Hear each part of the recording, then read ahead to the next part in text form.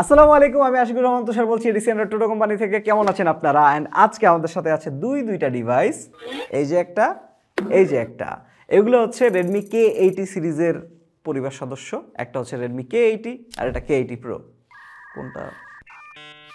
হ্যাঁ, ঠিকঠাক দেখছি। সো বাংলাদেশের মার্কেটে চলে আসছে রেডমি K80 সিরিজ। K80 আসছে, K80 প্রো বোথ অ্যাভেলেবেল হয়ে গিয়েছে। অ্যান্ড K80 চাইনিজ ভ্যারিয়েন্ট বর্তমানে বাংলাদেশে আসছে। সেগুলো নিয়ে আমরা মোটামুটি একটা ওভারভিউ স্ল্যাশ রিভিউ, আপনি দুইটার মাঝামাঝি ফালাইতে পারেন এমন একটা কন্টেন্ট তৈরি করে ফেলছি। সো রেডমির যে ফ্যানরা বাকি আছে, মানে অল্প যারা বাকি আছে এখন পর্যন্ত, তারা এখনও এক্সপেকটেশনে থাকে যে কে সিরিজ থেকে জোস কিছু একটা দেখবে। কারণ আমি ভাই নিজেও কে সিরিজের ইউজার ছিলাম। And once upon a time K series জোস ফোন বানাইতো ভাই। K20 কথা মনে আছে?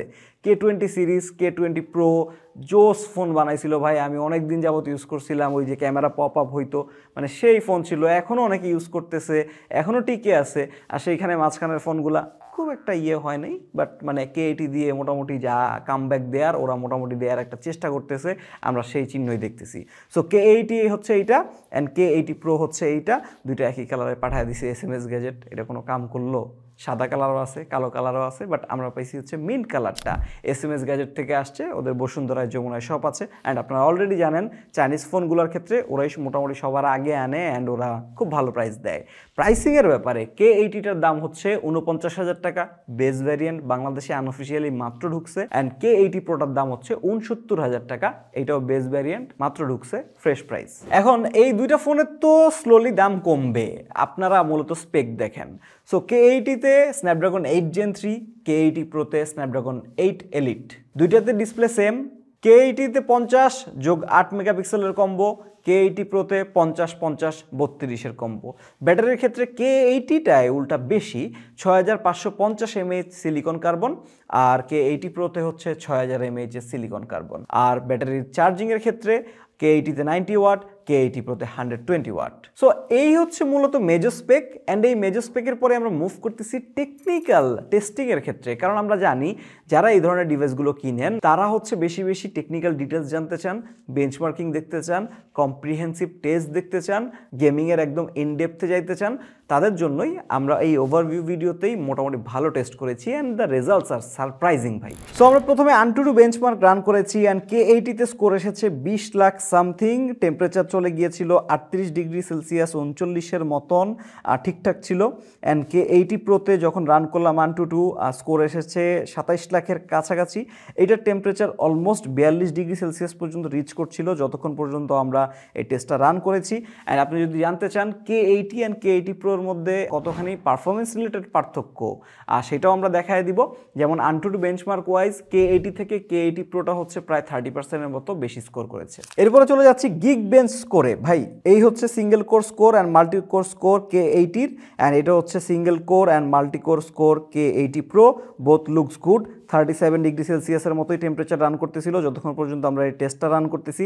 আমরা মূলত দেখতে যাচ্ছিলাম টেস্টগুলো রান হওয়ার সময় হিট আপ হয় কিনা। হিট অনেক বেশি ইম্পর্টেন্ট। অ্যান্ড এইখানে K80 থেকে K80 প্রো যেই পার্থক্যটা তৈরি করছে সেটা হচ্ছে সিঙ্গেল কোরের ক্ষেত্রে 7.2% অ্যান্ড মাল্টি কোরের ক্ষেত্রে 27.45%। এরপর Geekbench জিপিইউ রানে K80 প্রোটা স্কোর করেছে 17,186, K80 ছিল 15,149। এখানে K80 প্রোটা টেম্পারেচারে 2 ডিগ্রি সেলসিয়াস বেশি ছিল। আর এইটা পারফরমেন্স ওয়াইজ, মানে Geekbench-এর জিপিইউ পারফরমেন্স ওয়াইজ 13%-এর মতো বেশি ছিল K80 থেকে। অ্যান্ড এখানে চলে আসে ভাই আসল খেলা। আমরা 3D মার্কের ওয়াইল্ড লাইফ এক্সট্রিম টেস্ট দিয়েছিলাম, সেইখানে K80 প্রো এত পরিমাণ গরম হয়েছে ভাই।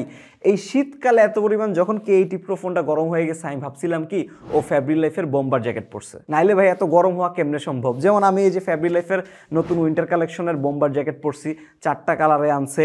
আপনারা অনেকে আগে হচ্ছে কমপ্লেন করতেন যে ফ্যাব্রি লাইফ শুধু ঢাকাবাসীদের জন্য হচ্ছে জ্যাকেট বানায়, উইন্টার কালেকশন বানায়, গ্রামের শীত বা ঢাকার বাইরের শীতে মানায় না। এই দেখেন বোম্বার জ্যাকেট আনছে, ভিতরও প্যাডিং দিছে, বডিতে হাতার ভিতরও প্যাডিং আছে। এই বোম্বার জ্যাকেটগুলো আপনারা কিনতে পারেন ATC10 কোড অ্যাপ্লাই করে, তাহলে 10% ডিসকাউন্ট পেয়ে যাবেন। ভাই সোফার জোস লাগতেছে, নেই ব্লু একটা আমি পরছি, পিছনে রাফিদ পরছে একটা কি কালার, গ্রিন অলিভ কালার। আচ্ছা, যা বলতেছিলাম, 3D mark wild life extreme টেস্টে K80 প্রো ফোনটা সর্বোচ্চ টেম্পারেচার চলে গেছে 47 ডিগ্রি সেলসিয়াসের দিকে। ভাই মানে পাগলের মতন হিট হয়ে গেছিলো। ওই টাইমে হচ্ছে আমাদের একজন টিমমেটের এরকম গালে লাগা দিছিল, ও মানে মোটামুটি ছিটকায় পারলে 1 মাইল দূরে যেয়ে পড়া ধরছিল, মানে এত পরিমাণ হিট হয়ে গেছিলো ফোনটা। অ্যান্ড ফার্স্ট রানের ক্ষেত্রে 17 নম্বর লুপে গিয়া এই জিনিসটা হচ্ছে ক্র্যাশ করছে, মানে অ্যাপটা ক্র্যাশ করছে, সেই টেস্টটা আর হয় নাই। দেন আমরা ঠান্ডা করে হচ্ছে আরেকবার টেস্ট রান করছি, তখন যায়া 20টা লুপ শেষ হয়েছে, মানে টেস্টটা সাকসেসফুলি রান হয়েছে। এখন যে স্কোরটা সেটা হচ্ছে স্ন্যাপড্রাগন 8 এলিট অনুযায়ী স্কোরটা গুড। যেমন বেস্ট লুপ স্কোর হচ্ছে 6112, লোয়েস্ট লুপ 4402, অ্যান্ড স্টেবিলিটিটা এইখানে কিন্তু ভালো দিছে। স্ন্যাপড্রাগন 8 এলিট আলা যে ফোনগুলো লঞ্চ হচ্ছে এর মধ্যে গেমিং ফোনগুলো বাদে বাকিগুলো স্টেবিলিটি জঘন্য দিতেছে, জঘন্য। এইখানে কিন্তু আমরা দেখতেছি 72% এটা মেনটেন করছে, দ্যাট ইজ মোটামুটি আকারে গুড, যদিও ওভারঅল গুড না, বাট 8 এলিট হিসেবে গুড। এখন আপনি যদি সেম জিনিসটা স্ন্যাপড্রাগন 8 Gen 3-তে করতেছেন, তখন কিন্তু আপনি দেখতেছেন বেশখানি পার্থক্য। যেমন এইটার মধ্যে টেম্পারেচার সর্বোচ্চ গিয়েছে 43 ডিগ্রি সেলসিয়াসের আশেপাশে, মানে ওভারহিটের ব্যাপারটা 8 Gen 3-তে খুবই কম আপনি যদি 8 এলিটের সাথে পার্থক্য করেন। আর এটার বেস্ট লুপ স্কোর ছিল 4340, আর লোয়েস্ট লুপ স্কোর ছিল 3516। স্টেবিলিটি হচ্ছে 81%, 3D mark wild life extreme টেস্টে K80-র। সো এই ক্ষেত্রে আমি দেখতেছি K80টা ওভারঅল যতগুলো আমরা বেঞ্চমার্ক মারলাম ভাই সবগুলোতে খুবই স্টেবল, কোনোটায় হিটিংটা পিক করতেছে না, অ্যান্ড হচ্ছে যা পারফরমেন্স দিচ্ছে ও ধরে রাখতে পারতেছে। অ্যান্ড লাস্ট টেস্টটা ছিল আমাদের এই ক্ষেত্রে বেঞ্চমার্কিং ওয়াইজ, সেটা হচ্ছে সিপিইউর স্ট্রেস টেস্ট, যেটা আপনারা নিয়মিত দেখেন। এইখানে K80 Pro হচ্ছে থ্রটল করেছে 60%, এটা হিট চলে গিয়েছিল 44-45 ডিগ্রি সেলসিয়াসের দিকে temperature, and K80 throttle down করেছে মাত্র 94%। এটা আমার কাছে একটু অবিশ্বাস্য লাগতেছিল, আর একটু বেশি থ্রটল ডাউন করার কথা, ও কেমনে জানি মনে হয় হচ্ছে থ্রটল ডাউনটা কম করছে। আমরা মনে হয় আর একটু বেশি টাইম যদি রান করতাম তাহলে হচ্ছে আরও বেশি থ্রটল ডাউন করার কথা। অ্যান্ড এইখানে হচ্ছে টেম্পারেচার সর্বোচ্চ আমরা দেখছি 38 ডিগ্রি সেলসিয়াস পর্যন্ত যাইতে, যদিও আমরা রান করেছিলাম এই সিপিইউ স্ট্রেস টেস্ট 15 মিনিট ধরে, আধা ঘন্টা, অ্যান্ড হায়ার করলে কিন্তু এই স্কোরটা আরও অনেকখানি নিচে নামবে দুইটা ফোনের, এই স্বাভাবিকভাবে। অ্যান্ড K80-তে স্ন্যাপড্রাগন 8 Gen 3 যেভাবে হিট ম্যানেজমেন্ট নিয়ে অ্যান্ড পারফরমেন্স স্টেবিলিটি নিয়ে আমরা যেভাবে প্রশংসা করতেছি, আমার মনে হয় এটা performance slightly capped somewhere most probably, but K80-তে আমরা যতগুলো বেঞ্চমার্ক রান করেছি কোনোটাতে ক্র্যাশ করে নাই, অ্যান্ড আমরা আলটিমেট ওভারহিটের ব্যাপার স্যাপার দেখি নাই। এখন এখানে আপনাদের বলে রাখা ভালো, এই দুইটা ফোনেই কিন্তু ভেপর কুলিং চেম্বার আছে। অ্যান্ড দেন আমি শেয়ার করতে যাচ্ছি আপনাদের সাথে এই দুইটা ফোনের স্টোরেজ টাইপ টেস্ট, মানে স্টোরেজ তো দুইটাতেই UFS 4.0 ইউজ করছে, ওদের 256 GB থেকে শুরু, অ্যান্ড হায়ার স্টোরেজ ভ্যারিয়েন্ট আছে সবগুলাতেই UFS 4.0, বাট আমরা কিন্তু রেজাল্টের ক্ষেত্রে ভালো পার্থক্য দেখতেছি। যেমন K80 Pro-তে রিড অ্যান্ড রাইট স্পিড দুইটাই কিন্তু K80 থেকে মোটামুটি বেশি। যেমন রিডের ক্ষেত্রে 34% বেশি, রাইটের ক্ষেত্রে 26.6% পর্যন্ত বেশি আমরা স্কোর দেখেছি।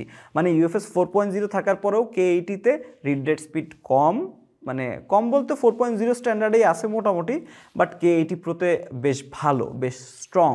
সো এই ব্যাপারটা অনেকেই শেয়ার করতেছেন, আমরা টেস্ট করে জানতে পারলাম। সো আমাদের কাছে মনে হচ্ছে এই স্কোরিংয়ের পিছনে UFS টাইপ সেম হওয়ার পরও স্কোরের পার্থক্যর কারণ হচ্ছে চিপসেটটা, ওর ক্যাপাবিলিটির ব্যাপার সেবার। অ্যান্ড স্ন্যাপড্রাগন 8 এলিটালা যে ফোনগুলো আমরা অলরেডি দেখতেছি, এগুলোতে একটা প্যাটার্ন দেখতেছি যে ইনিশিয়ালি লঞ্চ হচ্ছে UFS 4.0 দিয়ে, অ্যান্ড কেমনে জানি সফটওয়্যার আপডেট দিয়ে ওরা UFS 4.1 করে ফেলতেছে। So most probably K80 Pro-তে UFS 4.1 আছে হয়তো বা, হু নোস। ওকে, সো বেঞ্চমার্কিং এর সব ইনফরমেশন ডাটা যদি আপনার এখানে ঢুকে থাকে, দেন আমরা চলে যাচ্ছি আরেক দফা এই ধরনের হেভি নাম্বারের দিকে। সো আমরা এটাতে হচ্ছে কল অফ ডিউটি ওয়ারজোন খেলেছি, আমরা পাবজি খেলেছি, অ্যান্ড আমরা MLBB ট্রাই করেছি, কিছু মানুষ রিকোয়েস্ট করেছিল। সো K80-তে আমরা হচ্ছে ওয়ারজোন মোবাইল, সেটা সেটিংস ছিল পিক প্লাস আনক্যাপড, আমরা 1.5 ঘন্টা প্লে করেছি, অ্যান্ড ব্যাটারি ড্রপ করেছে 16%। তখন আমরা টেম্পারেচার মোটামুটি ম্যাক্স রেকর্ড করতে পারছি 42 ডিগ্রি সেলসিয়াসের দিকে, অ্যান্ড FPS যদি আমি অ্যাভারেজ করি তাহলে আই থিঙ্ক 60 আপ, 65-68 এইরকম FPS শো করতেছিল, আর লোয়েস্ট নামতেছিল ধরেন 45-48, অ্যান্ড যখন ওভারহিট হচ্ছিল মানে 40 আপের দিকে টেম্পারেচার চলে গেছে তখন কিন্তু হচ্ছে 35-36-এর দিকেও আমরা ওয়ারজোনে FPS নামতে দেখছি। K80 ফোনের ক্ষেত্রে এটা স্ন্যাপড্রাগন 8 Gen 3 আলা, অ্যান্ড শ্যাডো এরিয়াতে একটু গ্লিচ দেখা গেছে, এছাড়া গেম প্লে মোটামুটি স্মুথ অ্যান্ড গুড ছিল, বেশ ভালো ছিল, ভিভিড। অ্যান্ড K80 Pro-তে ওয়ারজোন মোবাইল সেম সেটিংসে পিক প্লাস আনক্যাপড 1 ঘন্টা আমরা খেলছি, 14% ব্যাটারি খাইছে, এটা কিন্তু ব্যাটারি বেশি খাইছে K80 তুলনায়। অ্যান্ড টেম্পারেচার ভাই 43.6 মানে অলমোস্ট 44 টাচ করে ফেলতেছিল, মানে বেশি গরম হচ্ছিল, পাওয়ারফুল প্রসেসর স্বাভাবিক। অ্যান্ড এফপিএসও কিন্তু বেশি দিতেছিল, 77 থেকে 80 এফপিএস পর্যন্ত অ্যাভারেজে থাকতেছিল। অ্যান্ড যখন লাস্টের দিকে হিট জেনারেট করতেছিল বেশি, তখন অনেকখানি নাই পাই গেছে, 46 48-এর দিকে দেখাচ্ছিল তখন এফপিএস। অ্যান্ড অনেক মাইক্রো স্টার্টারিং খেয়াল করা যাচ্ছিল। বাট এইটায় স্ন্যাপড্রাগন 8 এলিটালা K80 প্রোতে ওভারঅল গ্রাফিক্স কোয়ালিটি অনেক বেটার, শ্যাডো রিলেটেড গ্লিচ নাই, হচ্ছে গ্রাফিক্স খুব স্মুথ চলতেছে, এই আর কি। এইটাই ওয়ারজোন আমরা মোটামুটি দেখা শান্তি পাইছি, খেলেও শান্তি পাইছি আনটিল ওভারহিট হওয়ার আগ পর্যন্ত আর কি। দেন আমরা দুইটা মোবাইলেই পাবজি রান করেছি, দুইটাতেই 90 এফপিএস হচ্ছে স্মুথ অ্যান্ড এক্সট্রিম প্লাস সেটিংসে ম্যাক্স আসে আর কি, 90 এফপিএস খেলা যায়, 120 এফপিএস এর অপশন নাই এখনও দুইটাতে। সো পাবজিতে সেম টাইম রান করেছি, 1 ঘন্টা খেলেছি, সেইখানে K80-তে 11% ব্যাটারি কমছে, K80 প্রোতে 13% ব্যাটারি কমছে। টেম্পারেচারের দিকে মোটামুটি 1 থেকে 2 ডিগ্রি সেলসিয়াসের পার্থক্য ছিল দুইটা ফোনের মধ্যে। অ্যান্ড আমরা K80-তে 85 থেকে 90 এফপিএস এর মধ্যে অ্যাভারেজ পাইছি, আর K80 প্রোতে 90 এফপিএস মোটামুটি ম্যাক্সিমাম টাইম লক থাকে, মানে একদম 90ও ধরে রাখতে পারে। অ্যান্ড লো নামলেও ওই যে 4-5 এফপিএস লো হইতেছিল K80 অ্যান্ড K80 প্রোতে। ফ্রেম রেট রিলেটেড খুব একটা ইস্যু আমরা পাই নাই K80 প্রোতে। কিছু হচ্ছে জায়গায় ফ্রেম রেন্ডারিংয়ের ক্ষেত্রে, ফ্রেম জেনারেশনের ক্ষেত্রে একটু K80-তে একটু ঝামেলা দেখাইতেছিল, বাট K80 প্রোতে এই রিলেটেড কোনো সমস্যা ছিল না। সো পাবজি মোটামুটি 90% কাছাকাছি, 95% কাছাকাছি সিমিলার রেজাল্ট দিয়েছে পাবজি এক্সপিরিয়েন্সের ক্ষেত্রে K80 অ্যান্ড K80 প্রো। ওকে, দেন আমরা MLBB খেলছি, এইটা K80 প্রোতে খেলতে পারি নাই, কারণ হচ্ছে K80 প্রো ইউনিটটা হচ্ছে অন্য একটা কাজে বিজি ছিল। ওই টাইমে K80-তে আমরা শুধুমাত্র ট্রাই করেছি স্ন্যাপড্রাগন 8 Gen 3 আলা যেটা, এটা 1 ঘন্টা MLBB খেলা হয়েছে, চার্জ কমেছে 8%।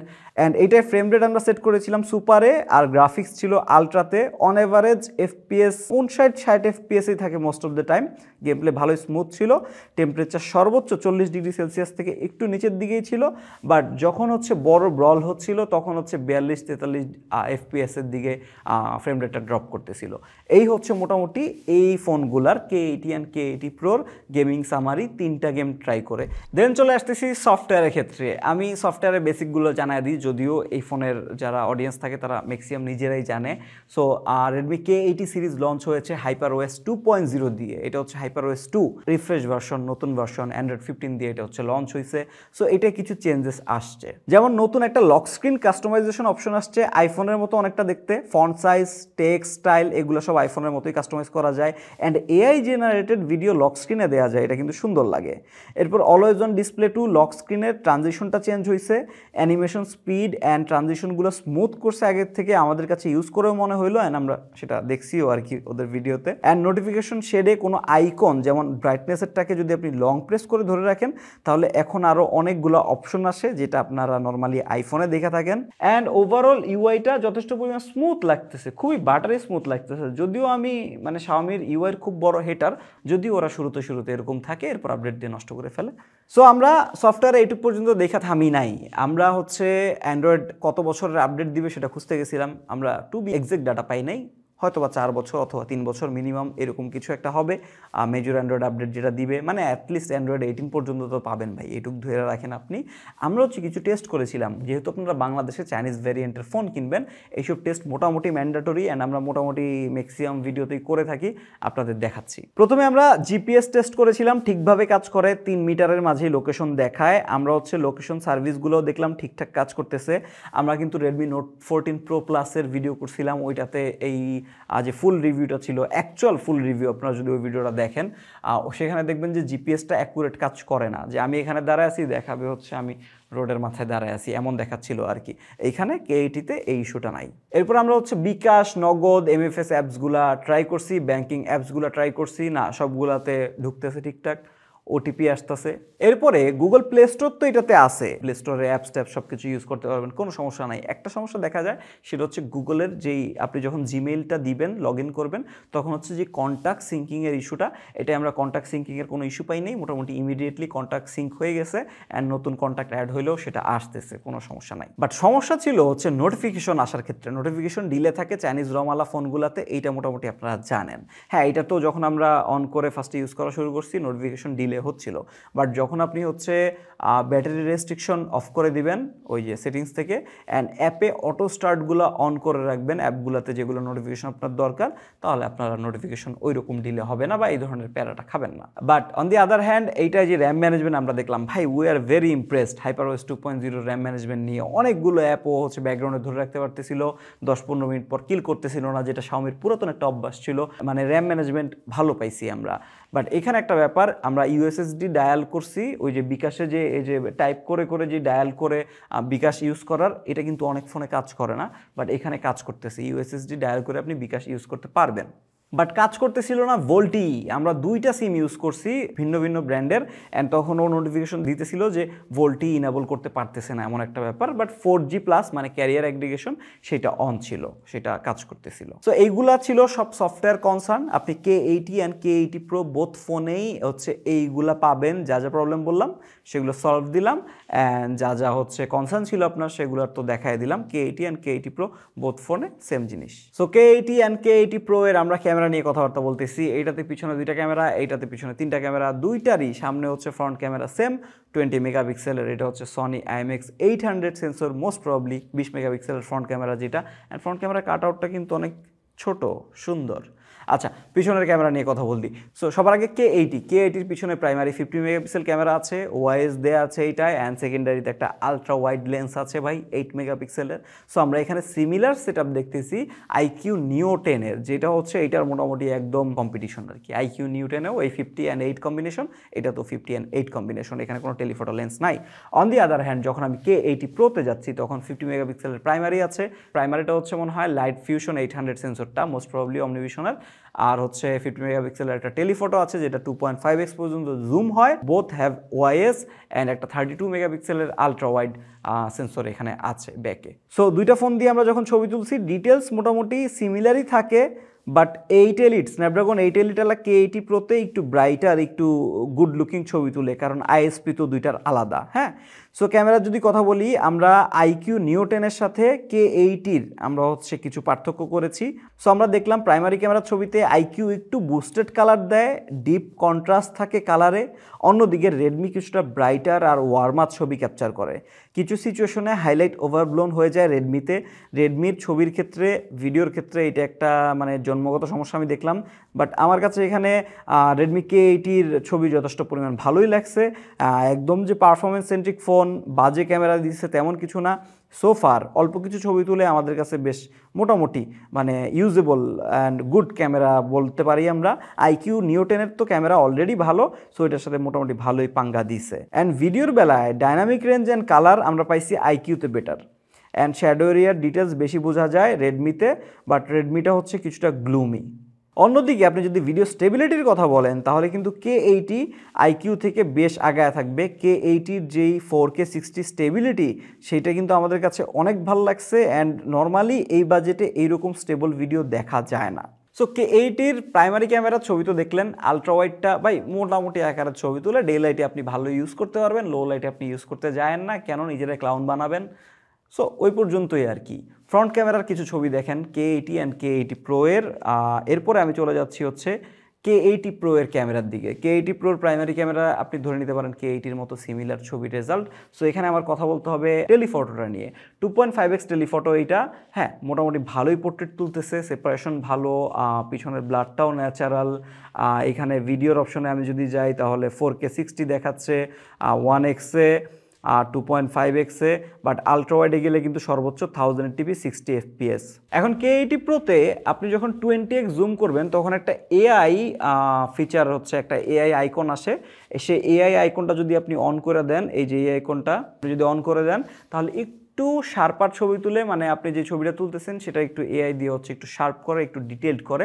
বাট এই দুইটা ফোনেরই ক্যামেরার ক্ষেত্রে একটা মেজর অ্যান্ড কমন হচ্ছে প্রবলেম, সেটা হচ্ছে এই দুইটাই ফ্রন্ট ক্যামেরাতে 4K শ্যুট করতে পারে না। ফ্রন্ট ক্যামেরাতে 4K ভিডিও করা পসিবল না, 1080p 60 fps পর্যন্ত ম্যাক্স, যেটা এই দুইটার দাম অনুযায়ী বেশ হাস্যকর একটা ব্যাপার ভাই, খুবই হাস্যকর একটা ব্যাপার। কেন পসিবল হবে না আমি বুঝতেছি না। সো আমাদের মোটামুটি ভিডিও শেষ।